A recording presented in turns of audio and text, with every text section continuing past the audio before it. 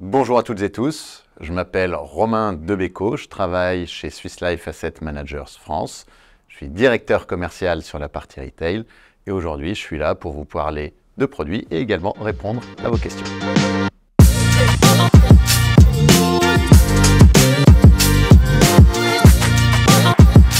Présentez-nous votre fonds en 30 secondes chrono.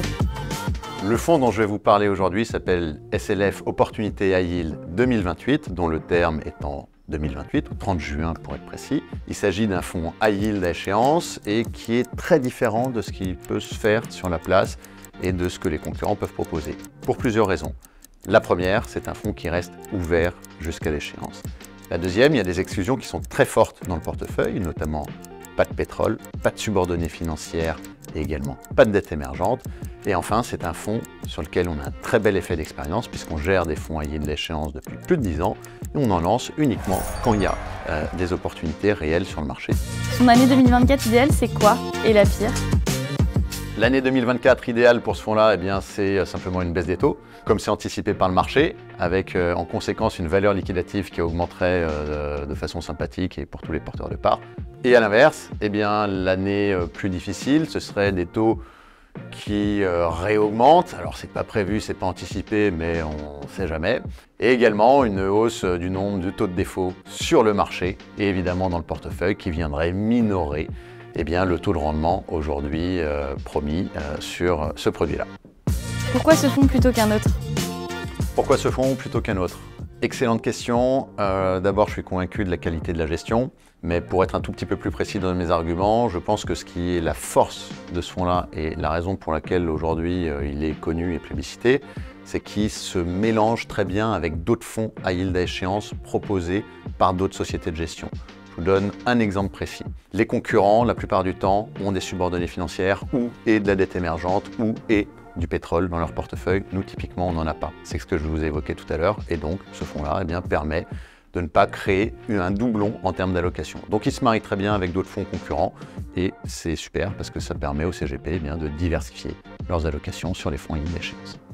Que diriez-vous à ceux qui pensent que la fenêtre de tir est passée? C'est une question qu'on nous pose souvent sur le terrain. Pour moi, la fenêtre de tir, elle n'est pas passée pour une raison très simple. Les fonds high yield permettent de loquer des taux de rendement autour de 5% en moyenne sur le marché, sur des maturités, donc net de frais, sur des maturités de 2028 à 2029.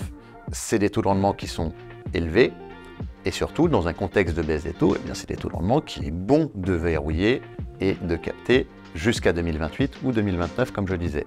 Et le deuxième élément, c'est de dire que dans le cadre d'une baisse des taux qui est à peu près anticipée par tous les intervenants de marché, plus vous avez de duration et un fonds avec une échéance lointaine, plus théoriquement, vous générerez de performances. Donc pour moi, les fonds high yield, oui, il faut continuer à en mettre.